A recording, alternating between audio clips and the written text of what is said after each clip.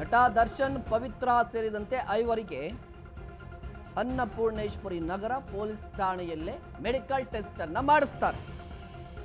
Medical test ಆದ ಬಳಿಕ court ಮುಂದೆ ಹಾಜರುಪಡಿಸ್ತಾರೆ.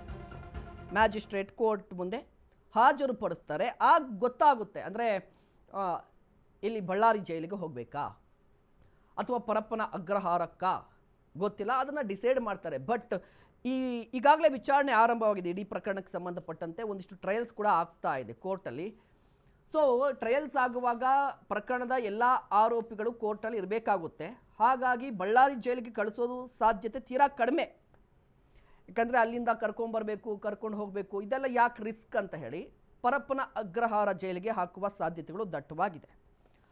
ಹಾಗಾದರೆ ದರ್ಶನ್ ಮುಂದೆ ಇರುವಂಥ ಆಯ್ಕೆಗಳೇನು, ಅಂದರೆ ಕಾನೂನಾತ್ಮಕವಾಗಿ ಏನಾದರೂ ಆಯ್ಕೆ ಇದೆಯಾ ಅಂತ ಹೇಳಿದ್ರೆ, ತಜ್ಞರ ಪ್ರಕಾರ ಮಿನಿಮಮ್ ಅಂದರೆ 3 ತಿಂಗಳವರೆಗೆ, ಮ್ಯಾಕ್ಸಿಮಮ್ 6 ತಿಂಗಳವರೆಗೆ ಈ ಬೇಲನ್ನು ಪ್ರಶ್ನೆ ಮಾಡುವಂಥ, ಸುಪ್ರೀಂ ಕೋರ್ಟ್ನ ತೀರ್ಪನ್ನು ಪ್ರಶ್ನೆ ಮಾಡುವಂತಿಲ್ಲ.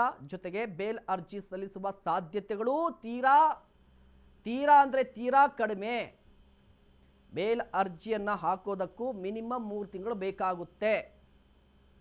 3 ತಿಂಗಳು, ಮ್ಯಾಕ್ಸಿಮಮ್ 6 ತಿಂಗಳು. 6 ತಿಂಗಳು ಆದ ಬಳಿಕ ಮತ್ತೆ ಕೆಳ ಹಂತದ ಕೋರ್ಟ್ಗಳಲ್ಲಿ ಅರ್ಜಿಗಳನ್ನು ಹಾಕಿಕೊಳ್ಳಬಹುದು. ಆಗ ಸಿಗುತ್ತಾ ಗೊತ್ತಿಲ್ಲ. ಆ ಬೇಲ್ ಅರ್ಜಿ ಹಾಕೋದಕ್ಕೂ ಮೊದಲೇ ತೀರ್ಪು ಬರುತ್ತಾ ಗೊತ್ತಿಲ್ಲ. ಬಟ್ ಇವತ್ತಿನ ಸುಪ್ರೀಂ ಕೋರ್ಟ್ನ ತೀರ್ಪು ಮಾತ್ರ ಅಂಡರ್ಲೈನ್ ಮಾಡಿಕೊಳ್ಳಬೇಕಾದಂತಹ ತೀರ್ಪು. ಇಡೀ ಸಮಾಜಕ್ಕೆ ಒಂದು ಸ್ಪಷ್ಟ ಸಂದೇಶವನ್ನು ರವಾನೆ ಮಾಡಲಾಗಿದೆ. ಕಾನೂನಿನ ಮುಂದೆ ಎಲ್ಲರೂ ಒಂದೇ ಅಂತ. ಕಾರಣ, ಜನಸಾಮಾನ್ಯರಲ್ಲಿ ಜನಜನಿತವಾಗಿ ಒಂದು ಮಾತಿದೆ, ಕಾನೂನು, ಕೋರ್ಟು, ಕಚೇರಿ, ಪೊಲೀಸ್ ಸ್ಟೇಷನ್ನು ಎಲ್ಲವೂ ಕೂಡ ಬಡವ್ರಿಗಲ್ಲ, ಈ ವ್ಯವಸ್ಥೆಯಲ್ಲಿ ಬಡವ್ರಿಗೆ ನ್ಯಾಯ ಸಿಗಲ್ಲ ಅಂತ ಹೇಳಿ ಮಾತಿದೆ.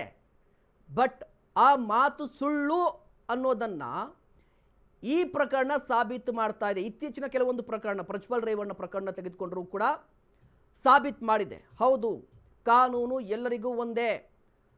ಆತ ಎಷ್ಟೇ ದುಡ್ಡಿದ್ರೂ ಕೂಡ, ಅಂದರೆ ಆತ ಎಷ್ಟೇ ಪ್ರಭಾವಿಯಾಗಿದ್ದರೂ,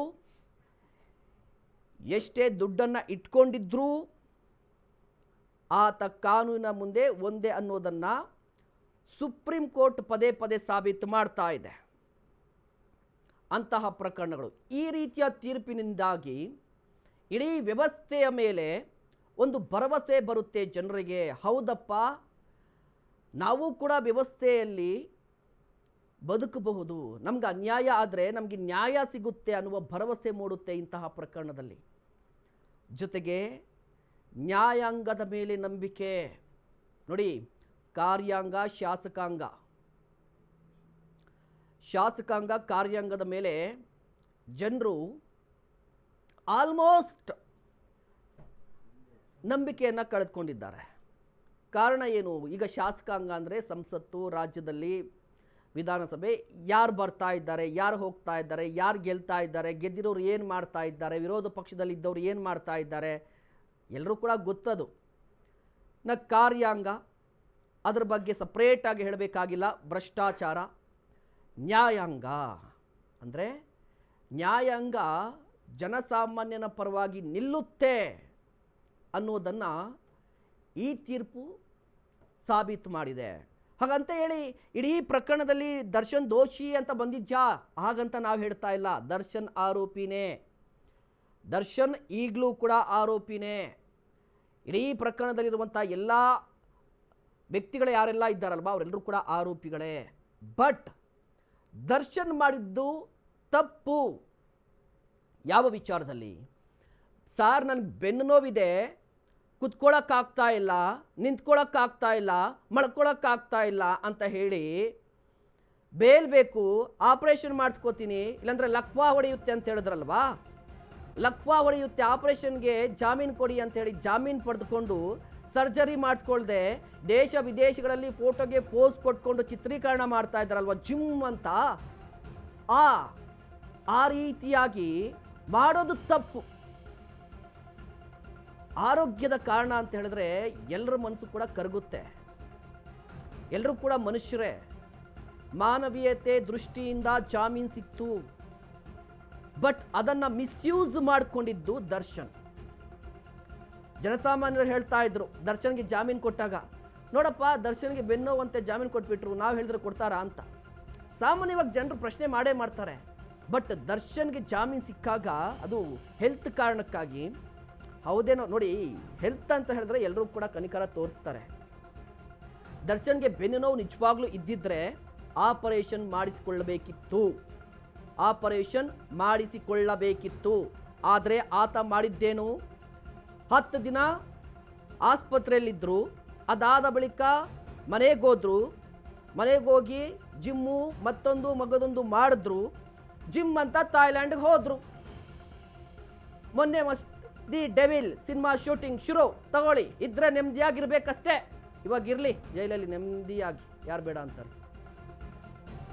ನೆಮ್ಮದಿಯಾಗಿರ್ಬೇಕಷ್ಟೇ. ನಾಳೆ ರಿಲೀಸ್ ಆಗುತ್ತೆ ಸಾಂಗು. ನಾಳೆ ಆ ನೆಮ್ಮದಿಯಾಗಿರ್ಬೇಕನ್ನೋ ಪದದ ಬಗ್ಗೆ ಒಂದು ಕಹಾನಿ ಇದೆ, ಅದು ಹೇಳ್ತೀನಿ ನೋಡಿ. ಈ ಹಿಂದೆ ದರ್ಶನ್ ಅವರದ್ದು ಎನ್ನಲಾಗ್ತಾ ಇದ್ದಂಥ ಒಂದು ಆಡಿಯೋ ವೈರಲ್ ಆಗಿತ್ತು ಗೊತ್ತಾ? ಅವರ ಪತ್ನಿಗೆ ಬೈದಂತಹ ಆ ಭಾಷೆ ಒಂದು ಆಡಿಯೋ ಇತ್ತು. ಆ ಆಡಿಯೋ ಬಗ್ಗೆ ನಿಮಗೂ ಕೂಡ ಗೊತ್ತಿರುತ್ತೆ. ಮತ್ತು ಪತ್ನಿಗೆ ಯೂಸ್ ಮಾಡಿದಂಥ ಪದ ಅದು. ಇದ್ರೆ ನೆಮ್ಮದಿಯಾಗಿರಬೇಕು ಅಂತ ಸ್ಟೇಜಲ್ಲಿ ಹೇಳ್ತಾರೆ. ಈಗ ಅದೇ ಸಾಂಗು ನಾಳೆ ರಿಲೀಸ್ ಆಗುತ್ತೆ. ಅದು ಯಾವ ಕಾರಣಕ್ಕೆ ನಾಳೆ ರಿಲೀಸ್ ಆಗ್ತಿದೆಯೋ ಏನೋ ಗೊತ್ತಿಲ್ಲ. ಒಂದು ಕಡೆ ಹೊರಗಡೆ ಇದ್ದ ದರ್ಶನ್ ಒಳಗಡೆ ಹೋಗ್ತಾ ಇದ್ದಾರೆ. ಹೋಗಿ ಕೊನೆಗೆ ಜೈಲಲ್ಲಾದರೂ ನೆಮ್ಮದಿಯಾಗಿರ್ರಿ ಅಂತ ಬಂತವನ್ನಪ್ಪ, ಗೊತ್ತಿಲ್ಲ. ಬಟ್ ನಾಳೆ ಸಾಂಗ್ ಅಂತೂ ರಿಲೀಸ್ ಆಗ್ತಾ ಇದೆ. ಚೆನ್ನಾಗಿದ್ರೆ ಎಂಜಾಯ್ ಮಾಡಲಿ ಅವರ ಅಭಿಮಾನಿಗಳು, ಬೇಡ ಅಂದಲ್ಲ. ಅವರ ಅಭಿಮಾನಿಗಳು, ಅಭಿಮಾನಿಗಳು ಕೆಲವ್ರ ಬಗ್ಗೆ ಮಾತ್ರ ಮಾತನಾಡ್ತಾ ಇದ್ದೀನಿ. ಅವರು ಅಭಿಮಾನ ಇರಬೇಕು. ನಿಜವಾದ ಅಭಿಮಾನಿ ಯಾರು ಅಂತ ಹೇಳಿದ್ರೆ, ನೆಚ್ಚಿನ ನಟನ ಸಿನಿಮಾ ಹಿಟ್ಟಾದರೆ ತಲೆ ಮೇಲೆ ಮೆರೆಸಬೇಕು. ಅದೇ ನಟ ತಪ್ಪು ಮಾಡಿದ್ರೆ ಮುಖದ ಮೇಲೆ ಹುಗಿಬೇಕು. ಅವನು ನಿಜವಾದ ಅಭಿಮಾನಿ. ಆದರೆ ನಮ್ಮ ಹೀರೋ ಮಾಡಿದ್ದೆಲ್ಲ ಸರಿ ಅಂತ ಹೇಳಿದ್ರೆ ಇದು ಜಂಗಲ್ ರಾಜ್ಯ ಅಲ್ಲ. ಇಲ್ಲಿ ಕಾನೂನು ಅನ್ನೋದೊಂದಿದೆ. ದರ್ಶನ್ ಮಾಡಬೇಕಿದ್ದಿಷ್ಟೇ. ಪವಿತ್ರ ಗೌಡ ದರ್ಶನ್ಗೆ ಇರುವಂತಹ ಸಂಬಂಧದ ಬಗ್ಗೆ ನಾನೀಗ ಮಾತಾಡಲ್ಲ, ಅದರ ಅವಶ್ಯಕತೆಯೂ ಇಲ್ಲ. ಹೆಣ್ಣಿನ ಬಗ್ಗೆ ಯಾರಾದರೂ ಕಮೆಂಟ್ ಮಾಡಿದರೆ, ಕೆಟ್ಟದಾಗಿ ಮಾತನಾಡಿದರೆ ಕೋರ್ಟು, ಕಾನೂನು, ಪೊಲೀಸ್ ಠಾಣೆ ಅನ್ನೋದೊಂದಿದೆ. ಕಂಪ್ಲೇಂಟ್ ಕೊಟ್ಟಿದ್ರೆ ಮುಗೀತಾ ಇತ್ತು. ಕಂಪ್ಲೇಂಟ್ ಕೊಟ್ಟಿದ್ರೆ ಇವತ್ತು ಪಾಪ ಆ ರೇಣುಕಾಸ್ವಾಮಿ ಕೂಡ ಮಗನ ಜೊತೆ ಇರ್ತಾ ಇದ್ದ. ಮೊನ್ನೆ ಅಷ್ಟೇ ನಾಮಕರಣ ಆಯಿತು ರೇಣುಕಾಸ್ವಾಮಿ ಮಗನಿಗೆ. ಆತ ಇರ್ತಾ ಇದ್ದ. ದರ್ಶನ್ ಡೆವಿಲ್ ಅಲ್ಲ, ಮತ್ತೊಂದು ಕೂಡ ಮಾಡ್ಕೊಂಡಿರ್ಬೋದಿತ್ತು, ಚಿತ್ರೀಕರಣ ಮಾಡ್ಕೊಂಡಿರ್ಬೋದಿತ್ತು.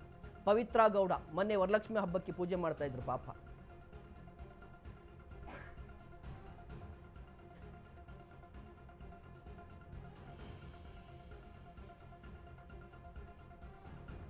ಪವಿತ್ರ ಗೌಡ ಕೂಡ ಆರಾಮ್ಸೆ ಇರ್ಬೋದಿತ್ತು. ಆದರೆ ಆಗಿದ್ದೇನು, ಕಾನೂನನ್ನು ಕೈಗೆ ತೆಗೆದುಕೊಂಡ್ರು, ಮರ್ಡರ್ ಆಯಿತು. ಈಗಲೂ ಕೂಡ ಹೇಳ್ತಾ ಇದ್ದೀನಿ, ದರ್ಶನ್ ಅವರೇ ಮರ್ಡರ್ ಮಾಡಿದ್ರು ಅಂತ ನಾನು ಹೇಳಲ್ಲ, ಮರ್ಡರ್ ಆಗಿದೆ ಅಷ್ಟೇ. ಅದರಲ್ಲಿ ಯಾರಿದ್ದಾರೆ, ಯಾರು ಮಾಡಿದ್ರು, ಅವ್ರ ವಿರುದ್ಧ ಕ್ರಮ ಆಗಲೇಬೇಕಾಗಿರುವಂಥ ದೃಶ್ಯಾವಳಿಯಲ್ಲಿ ಗಮನಿಸ್ತಾ ಇದ್ರ. ಸಿಟಿ ಸಿವಿಲ್ ಕೋರ್ಟ್ ಇದು. ಸಿಟಿ ಸಿವಿಲ್ ಕೋರ್ಟ್ ಒಂದು ದೃಶ್ಯ, ಮತ್ತೊಂದು ಅನ್ನಪೂರ್ಣೇಶ್ವರಿ ನಗರ ಠಾಣೆ. ಸಜ್ಜ ವ್ಯವಸ್ಥೆ ಹೇಗಿದೆ ಅಂತ, ಪೊಲೀಸರು ಯಾವ ರೀತಿಯಾಗಿ ಬಂದೋಬಸ್ತನ್ನು ಮಾಡಿದ್ದಾರೆ. ಬಂದೋಬಸ್ತ್ ಇರಲೇಬೇಕಾಗಿದೆ. ಗೊತ್ತಲ್ಲ ದರ್ಶನ್ ಅಭಿಮಾನಿಗಳ ಅವ್ರ ಕೆಲಸ ಹೆಂಗಿರುತ್ತೆ ಅಂತ ಹೇಳಿ. ಜೈಲಿಗೆ ಹೋಗಿದ್ದಾನೆ ನಿಮ್ಮ ಹೀರೋ ಅಂತ ಹೇಳಿದ್ರೆ, ನಮ್ಮ ಹೀರೋ ಎಲ್ಲೋದ್ರೂ ಜೈಲಿಗೆ ಹೋದ್ರೂ ಪರವಾಗಿಲ್ಲ, ನಮ್ಮ ಹೀರೋ ರಾಜಾನೇ ಅಲ್ರಿ. ಕೊಲೆ ಪ್ರಕರಣದ ಆರೋಪ ಅಂತ ಹೇಳಿದ್ರೆ ಯಾರು ಮಾಡದೇ ಇರೋ ತಪ್ಪು ಮಾಡಿದ್ನಾ? ಈ ರೀತಿಯಾಗಿ ಅಲ್ಲ, ಹೆಣ್ಣಿನ ಬಗ್ಗೆ ಟೀಕೆ ಮಾಡಿದ್ದಕ್ಕೆ ತಾನೇ ಕೊಲೆ ಮಾಡಿದ್ದು, ಅದನ್ನು ಕೂಡ ಸಮರ್ಥನೆ ಅಲ್ಲ. ನೋಡಿ, ಹೆಣ್ಣಿನ ಬಗ್ಗೆ ಟೀಕೆ ಮಾಡಿದ್ರೆ ನಾವು ಕೂಡ ಸಮರ್ಥನೆ ಮಾಡಿಕೊಳ್ಳಲ್ಲ, ಖಂಡಿಸ್ತೀವಿ, ಕ್ರಮ ಆಗಲೇಬೇಕು. ಹೆಣ್ಣಿನ ಬಗ್ಗೆ ಎಂತಹ ದೊಣ್ಣೆ ನಾಯಕನೇ ಆಗಿರಬಹುದು, ಹೆಣ್ಣಿನ ಬಗ್ಗೆ ಮಾತನಾಡಿದ್ರೆ ಅವನ ವಿರುದ್ಧ ಕ್ರಮ ಆಗಲೇಬೇಕು. ಬಟ್ ಹೆಣ್ಣಿನ ಬಗ್ಗೆ ಮಾತನಾಡ್ದ, ಅಶ್ಲೀಲವಾಗಿ ಮಾತಾಡ್ದ ಅಂತೇಳಿ ಕರ್ಕೊಂಡು ಹೋಗಿ ಕಿಡ್ನ್ಯಾಪ್ ಮಾಡಿ ಬಡಿಯೋದು, ಕೊಚ್ಚೋದು, ಸಾಯಿಸೋದು ಇದು ತಪ್ಪು. ಕಾನೂನು ಅನ್ನೋದಿದೆ. ಇಲ್ಲಿ ಕಾನೂನು ಶಿಕ್ಷಿಸಬೇಕು, ಪೊಲೀಸರು ಇದ್ದಾರೆ, ಅದಕ್ಕೆಲ್ಲದಕ್ಕೂ ಕೂಡ ಒಂದು ವ್ಯವಸ್ಥೆ ಇದೆ. ಆ ವ್ಯವಸ್ಥೆಯಲ್ಲಿಯೇ ಆಗಬೇಕು. ಅದನ್ನು ಮೀರಿ ಮಾಡ್ತೀನಿ ಅಂತ ಹೇಳಿದ್ರೆ ಕಾನೂನು ಸೈಲೆಂಟ್ ಆಗಿರಲ್ಲ. ಕಾನೂನು ಏನು ಅನ್ನೋದನ್ನು ಕೂಡ ತೋರಿಸುತ್ತೆ. ಇವತ್ತು ತೋರಿಸಿದೆ ನೋಡಿ. ಕಾನೂನಲ್ಲಿ ಇರುವಂತಹ ಒಂದಿಷ್ಟು ಅವಕಾಶಗಳನ್ನು ಬಳಸಿಕೊಂಡು ಹೊರಗಡೆ ಬಂದಿರಬಹುದು. ಬಟ್ ಸುಪ್ರೀಂ ಅನ್ನೋದೊಂದಿದೆ. ಅದಕ್ಕೆ ಸುಪ್ರೀಂ ಅಂತ ಹೇಳೋದು. ಅದಕ್ಕೆ ಸುಪ್ರೀಂ ಅನ್ನೋದು ಕೂಡ ಒಂದಿದೆ. ಅದು ಜನಸಾಮಾನ್ಯನ ಬಗ್ಗೆ ಯೋಚನೆ ಮಾಡುತ್ತೆ. ತಪ್ಪು ಮಾಡಿದ್ರೆ ಅವನು 100 ಕೋಟಿ ಅಲ್ಲ 1000 ಕೋಟಿ ಒಡೆಯನಾಗಿದ್ದರೂ ತಪ್ಪೇ. ಅವನು ಕಾನೂನಿನ ಮುಂದೆ ಒಂದೇ. ಹಣ ಇದೆ, ಪ್ರಭಾವ ಇದೆ, ತಾಕತ್ತಿದೆ, ಜನರು ಗೊತ್ತಿದ್ದಾರೆ ಅಂತ ಹೇಳಿ ಏನಾದರೂ ಮಾಡಿ ನಾನು ಹೊರಗಡೆ ಬರ್ತೀನಿ, ನಾನು ಏನಾದರೂ ಮಾಡ್ತೀನಿ ಅಂತ ಹೇಳೋದಾದರೆ ಕರ್ಮ ರಿಟರ್ನ್ಸ್. ಕರ್ಮ ಅನ್ನೋದು ಕೂಡ ಒಂದಿದೆ. ಆ ಕರ್ಮವೇ ಮತ್ತೆ ರಿವರ್ಸ್ ಆಗಿ ಹೊಡೆಯುತ್ತೆ. ಈಗ ನಾನು ಹೊಡೆದಿದ್ದೆ ಅಂತ ಕೂಡ ಹೇಳಲ್ಲ. ದರ್ಶನ್ ಈಗಲೂ ಹೇಳ್ತೀನಿ, ದೋಷಿ ಅಲ್ಲ, ಆರೋಪಿ. ಅದೆಲ್ಲವೂ ಕೂಡ ಗೊತ್ತಾಗುತ್ತೆ ಮುಂದೆ. ದರ್ಶನ್ ಏನು ರೇಣುಕಾ ಸ್ವಾಮಿಯನ್ನು ಕೊಂದಿದ್ರಾ ಇಲ್ವಾ, ಹೊಡೆದಿದ್ರಾ ಇಲ್ವಾ, ಅದು ತನಿಖೆಯ ಭಾಗ. ಕೋರ್ಟ್ ನಿರ್ಧಾರ ಮಾಡುತ್ತೆ. ಈಗಲೂ ಕೂಡ ಅದನ್ನೇ ಹೇಳ್ತೀನಿ, ದರ್ಶನ್ ಆರೋಪಿ. ಬಟ್ ದರ್ಶನ್ ಒಂದು ಸಣ್ಣ ಎಕ್ಸಾಂಪಲ್ ಕೊಟ್ಬಿಡ್ತೀನಿ ದರ್ಶನ್ ಬಗ್ಗೆ. ಒಂದು ಸಣ್ಣ ವಿಡಿಯೋ ವೈರಲ್ ಆಗ್ತಾ ಇತ್ತು, ದರ್ಶನ್ ಎಂತಹ ವ್ಯಕ್ತಿ ಅನ್ನೋದಕ್ಕೆ. ಒಂದು ಸಣ್ಣ ವಿಡಿಯೋ, ಯಾವುದೋ ಕಾರ್ಯಕ್ರಮಕ್ಕೆ ಹೋಗಿರ್ತಾರೆ, ಅಲ್ಲಿ ಕುಸ್ತಿ ಪಂದ್ಯಾವಳಿ ಇರುತ್ತೆ. ಕುಸ್ತಿ ಪಂದ್ಯಾವಳಿ, ಅದರಲ್ಲಿ ಗೆದ್ದವನಿಗೆ, ಅಂದರೆ ಆ ಕುಸ್ತಿ ಪಂದ್ಯಾವಳಿಯಲ್ಲಿ ಗೆದ್ದವನಿಗೆ ಒಂದಿಷ್ಟು ಪ್ರಶಸ್ತಿಯನ್ನು ಕೊಡ್ತಾರೆ, ಹಣ ಕೊಡ್ತಾರೆ, ಪ್ರಶಸ್ತಿಯನ್ನು ಕೊಡ್ತಾರೆ. ಸೋತವನಿಗೆ ಸ್ವತಃ ದರ್ಶನ್ ತನ್ನ ಜೇಬ್ನಿಂದ ಹಣ ಕೊಡ್ತಾನೆ. ಅಂತಹ ವ್ಯಕ್ತಿ ದರ್ಶನ್. ನಾನು ಈಗಲೂ ಕೂಡ ಹೇಳ್ತೀನಿ, ದರ್ಶನ್ ಮನಸ್ಸು ಚೆನ್ನಾಗಿತ್ತು. ಬಟ್ ಈ ಪ್ರಕರಣದಲ್ಲಿ ದರ್ಶನ್ ಮಾಡಿದ್ದು ತಪ್ಪು ಅಷ್ಟೇ.